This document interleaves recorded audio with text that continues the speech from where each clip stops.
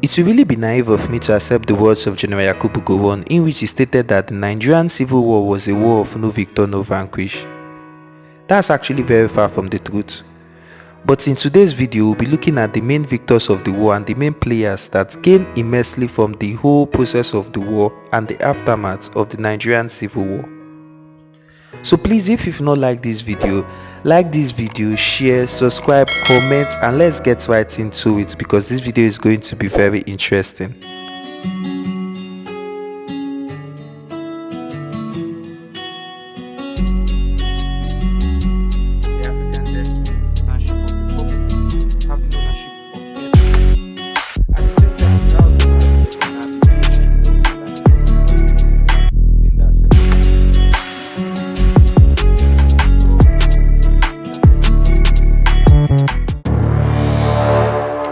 For us to understand and know who gained more from the war, we have to understand and first know the countries, corporations, and sometimes even persons that were involved or supported the war from each side.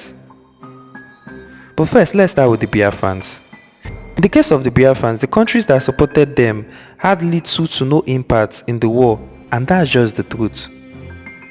Few countries openly declared their support for the Biafrans, and one of the first to do so was the Tanzanians under the authority of Julius Nyerere on the 13th of April 1968. Even though it was just humanitarian and not military support, it was still helpful no matter how little it was. The other countries that supported the Biafran cause was the then Zambian leader Kenneth Kaunda, Omar Bongo of Gabon, and Hoibert's boy Jenny of Ivory Coast. Sorry for the mispronunciation.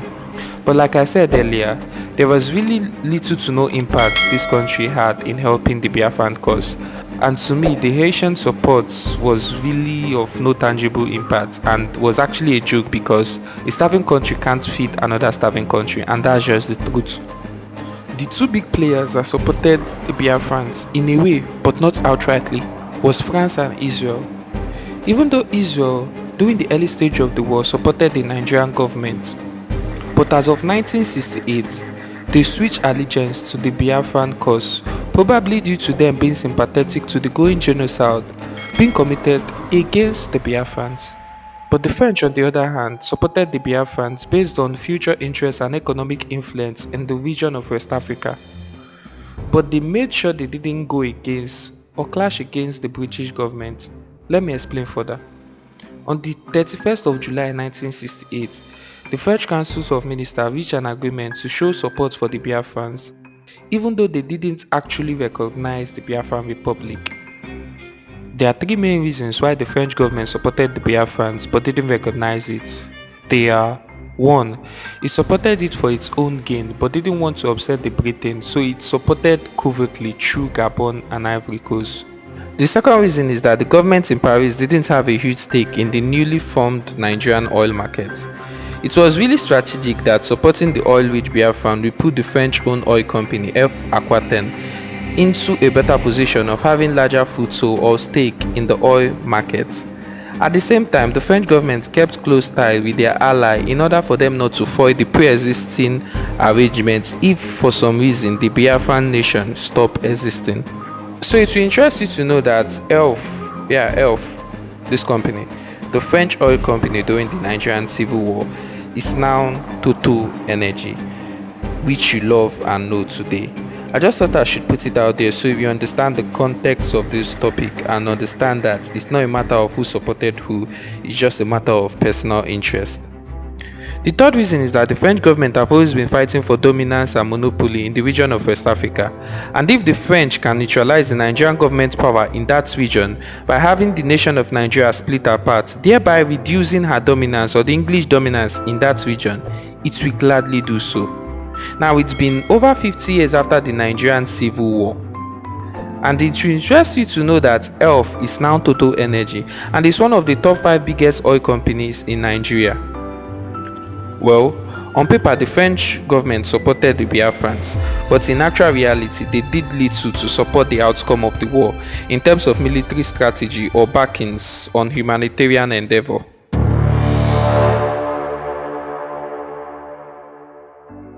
The main supporters of the Nigerian government during the Nigerian Civil War was the English government. The United States of America remained neutral throughout the whole course of the war. And this is what I call the international political game at its finest, as the UK government couldn't stand and watch its most prized possession in Africa shredded into pieces, as they supported the whole genocide committed against the Biafrans under the pretext of one Nigeria. But in reality, the UK government was simply safeguarding and protecting its own interests, meaning its own big oil holding or oil investments in that region.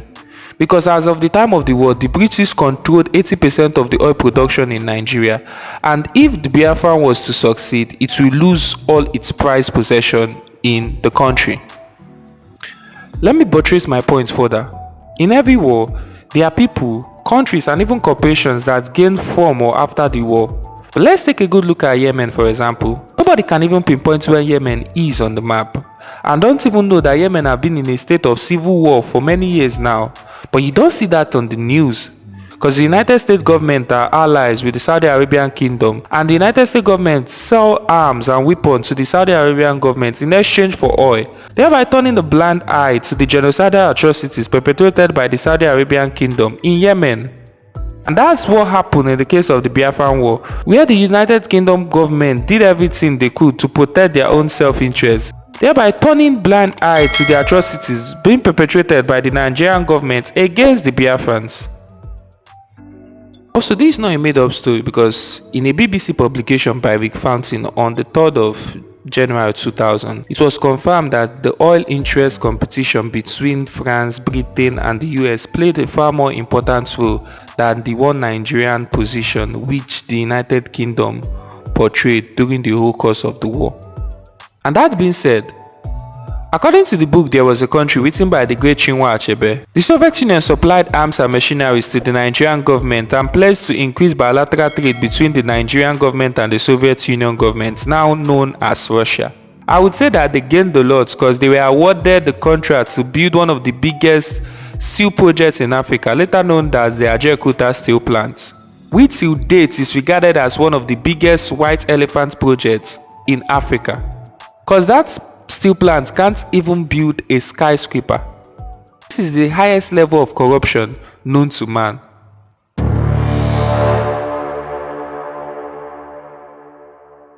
There are many individuals that gained immensely from the outcome of the Nigerian Civil War, but they were not Biafrans. And that's a fact. As far as I'm concerned, most Biafrans lost their property during the Nigerian Civil War in various parts of Nigeria. It was either burnt or seized, and it was not given back after the war by their fellow Nigerians. But it will surprise you to know that apart from Shehu Musa Yar'Adua, Theophilus Danjuma, Benjamin Adekunle aka Black Scorpion, Muhammad Showa, Usman Kastina, the rest of the commandant of various divisions became head of state, from Murtala Mohammed to Olusegun Obasanjo to Muhammad Buhari to Ibrahim Babangida and to Sani Abacha. Those that weren't head of state became ministers and had prominent role in the new dispensation of the Nigerian power hierarchy. Some of these players to date have different oil and oil field in the southern part of Nigeria, and that's a fact. Like I said earlier at the beginning of this video, it would be naive of me to say that the Nigerian Civil War was a war of no victor, no vanquish. Well, I hope with these few points of mine, you're no longer naive to know that the people that truly wins a war are the people that don't fight the war. Well, guys, I'm all out, and I really appreciate you for sticking with me to the end of this video. Like, I really appreciate, and I'm very thankful. So please encourage me, please like this video, subscribe, comment, engage, like share your thoughts, and let's grow this channel. Like, I really appreciate.